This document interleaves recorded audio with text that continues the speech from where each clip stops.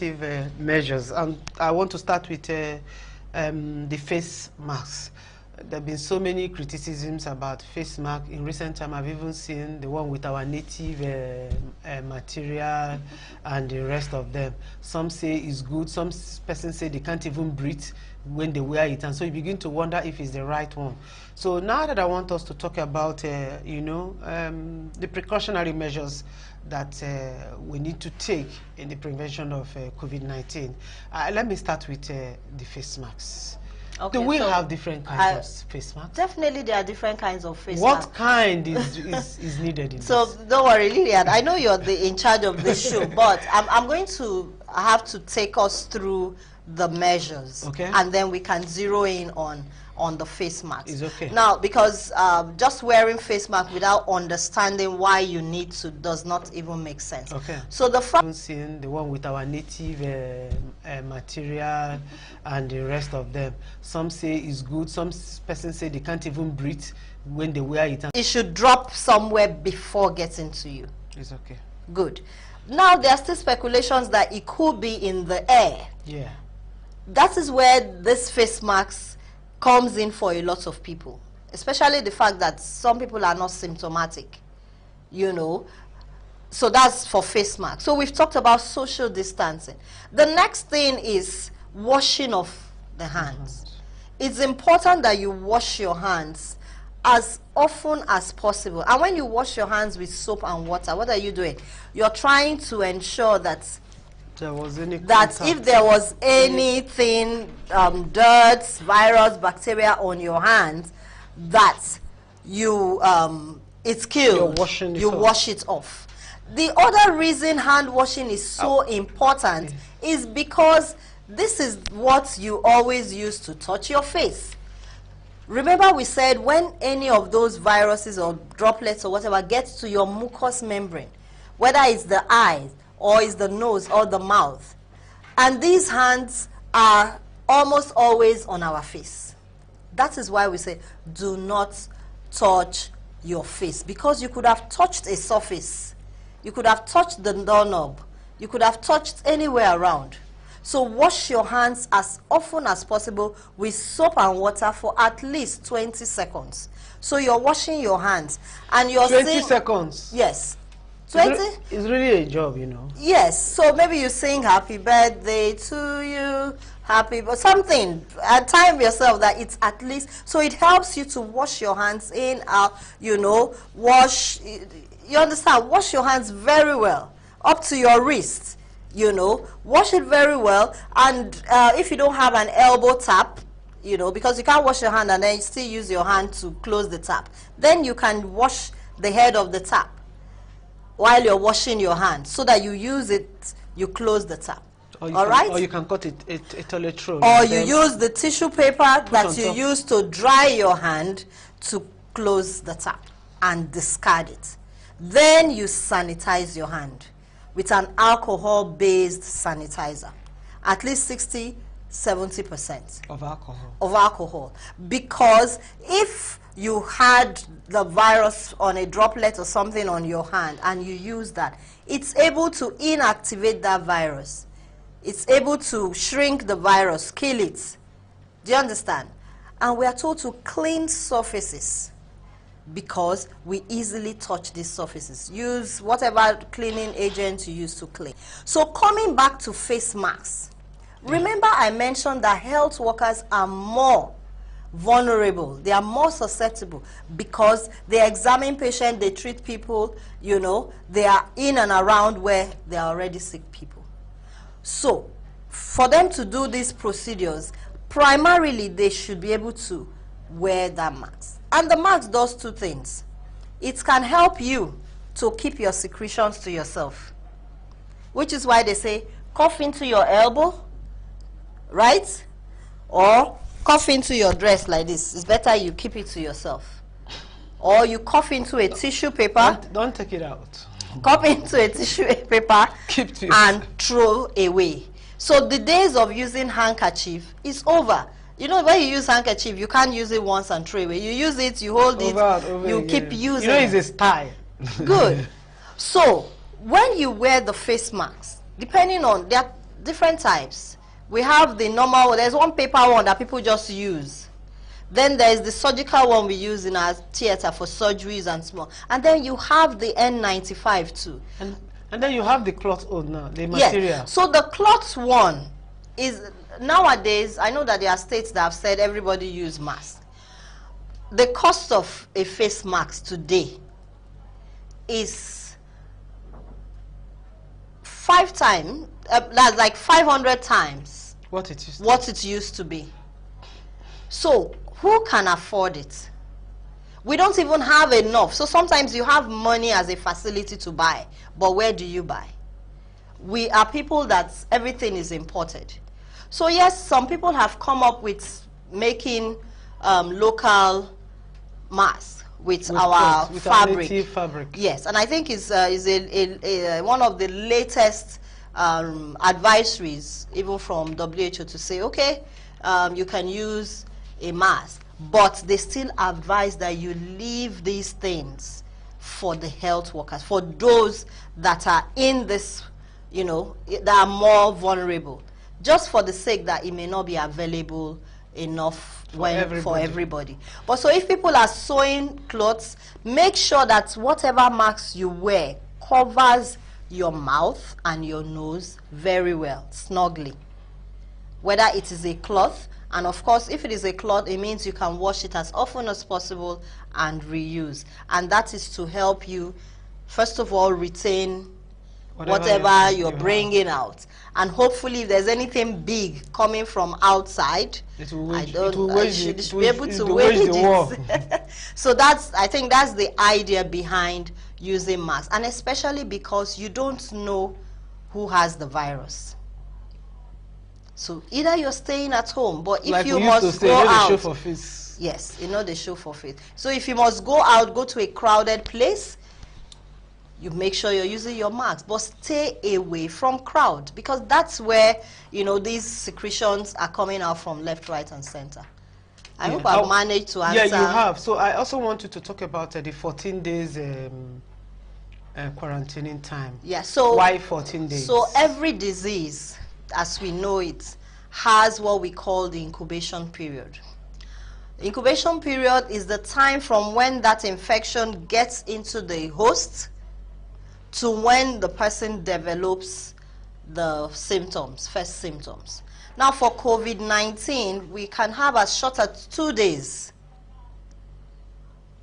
to 14 days. So between 2 to 14 days, that's the incubation period. So when we say quarantine yourself for 14 days, we're taking it that on this day, this is when you may have contacted the infection. So we give you up to 14 days to see whether you will come up with any symptom.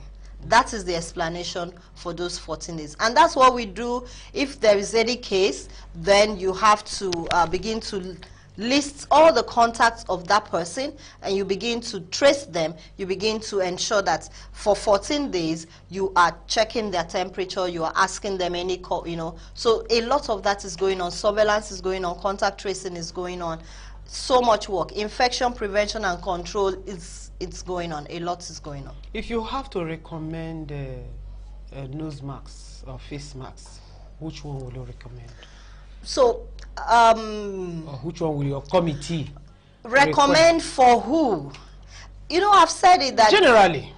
So because you find out that everybody, you know, I can't recommend a general mask for everybody, because not everybody has the same risks, and not every mask has what it can do. Like our usual surgical mask. I like you're saying this so that people will know, because you will agree with me, you understand this thing. We just get a mask and wear.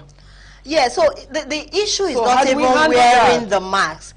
There is a way to wear the mask. There's a way to remove the mask. Because if you don't know this, you can be a source of infection. And there is a particular one that somebody should wear. You don't just wear anyone.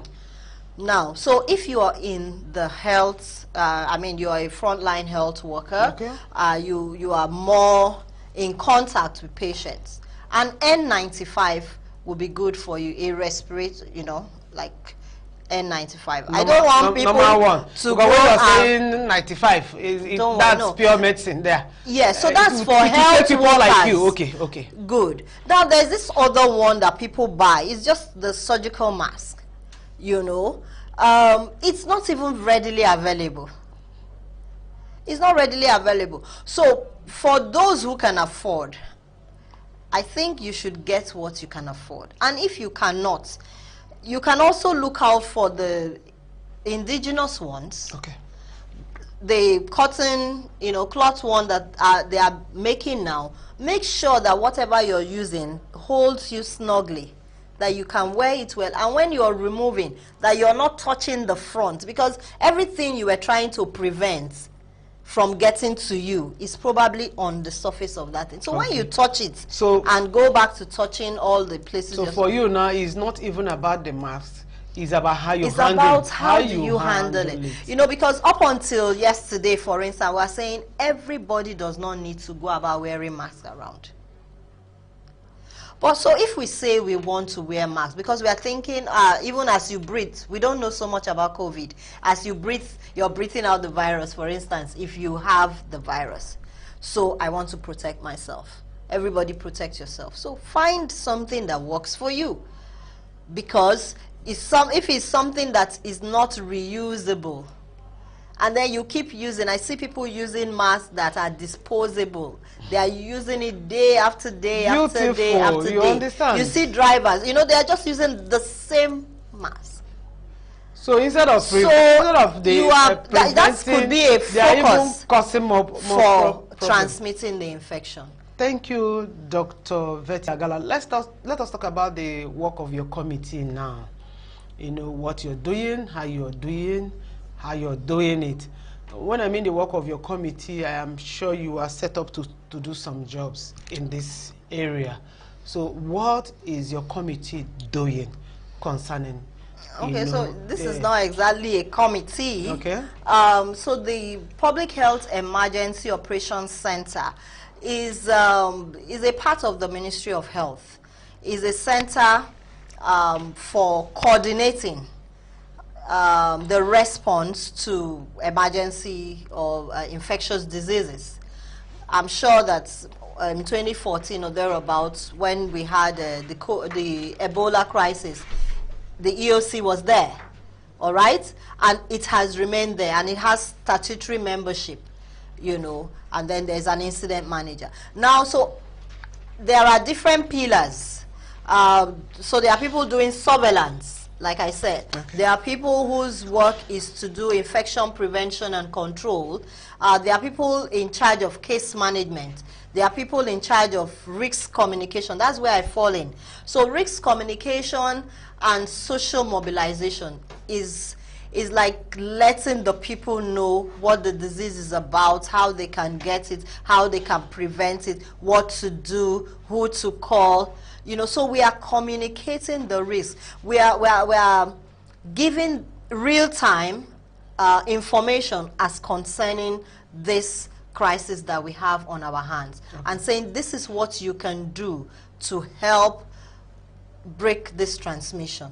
That is our work. And so we are reaching out to everybody, literally, the community at different levels. That's partly why we're here, so that everybody that listens to or watches RSTV is able to get some information as touching the reality of the situation on ground and what they can do by themselves to make sure that they are not infected and that the infection is not spread from one person to the other. What are the challenges that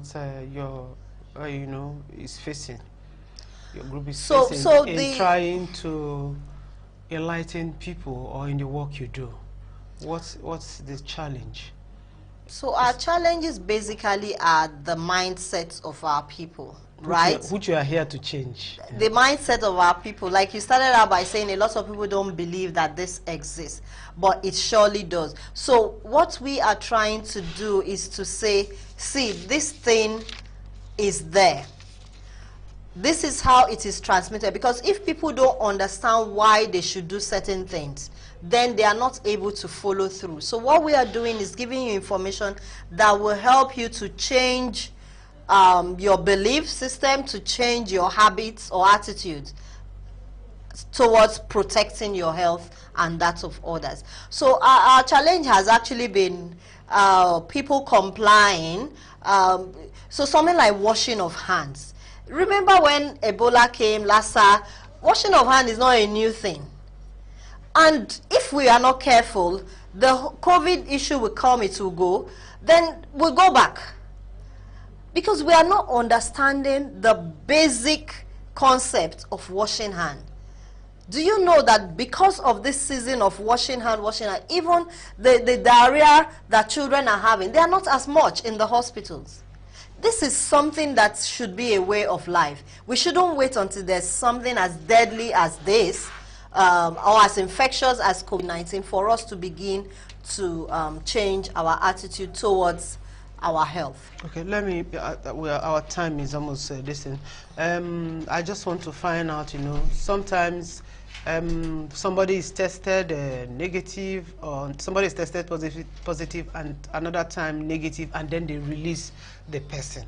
So the question is, are such persons not, should I say, are they not dangerous to the people they are going to meet? Now, so I had said just that, some light on that. I had said that when we treat at the center, for instance, like today they said 44 people, 90 people have been discharged. Yeah. It means they have been treated, they were positive, they had symptoms, for instance, they were in the treatment center, they received the treatment, tests have been done to show that they are now negative. They are negative because the viral load is very low and they are unlikely to transmit. Okay. Now, another thing we do is that we don't just send the person back. We also do risk communication for the family, for the place the person is going back to, even for that person to understand the risk. All right? Okay. So as we are rounding up, let's just take some questions. This person says, please, I can't wear the mask. It causes heat. What can I do? That's number one. What you can do is to stay at home. Avoid large gatherings. Wash your hands as often as possible. Cough into your hand, your elbow, or into a tissue paper and throw away. Okay, this person says, good afternoon, madam. How practicable is this social distancing? Right there where you are now. You don't have up to 1 meter between the two of you. I guess we are taking risk to enlighten you. Then this one says, good PM, Madam Lillian. We are enjoying your program, but hungry day make una help us. Please, we want the virus of 18 to be over because there is hungry. Yes, we want the virus of 18 to be over, and to do that is for us to try to comply with the directives for now. What we're trying to do is to prevent community transmission. Okay. Finally, in the fight against coronavirus, what effort is the state government taking to the rural area? I think you also want. Yes, so I think a lot is going on. We've been going, the risk communication team, and with support from UNICEF, I think, we've been going to the local government areas. They've interacted with church leadership. They've interacted with the Muslim community, their leadership.